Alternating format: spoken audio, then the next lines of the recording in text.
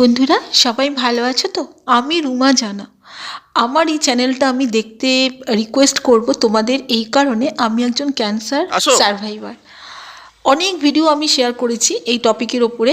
তোমরা অবশ্যই দেখবে, আমি দেখতেই বলবো, কারণ এটা একটা অনেক কিছু জানতে পারবে মেনলি।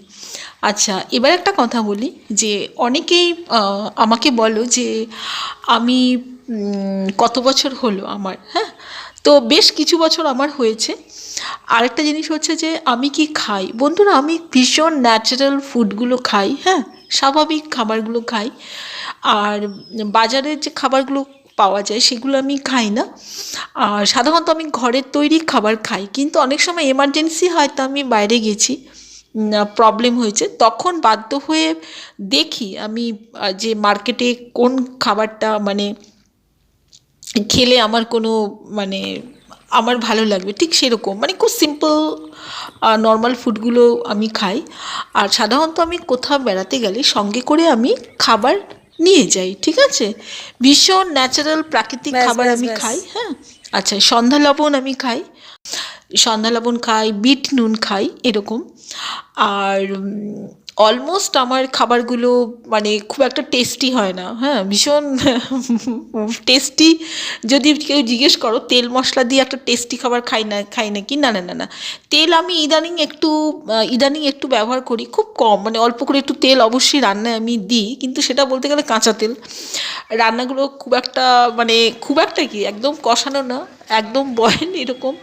আচ্ছা, ফলমূল খাই।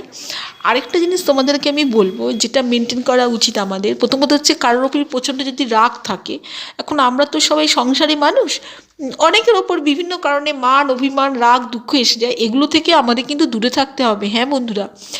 ক্ষমা করতে শিখতে হবে, কারোর ওপর রাগ থাকলে সেটা ভুলে যাও প্লিজ।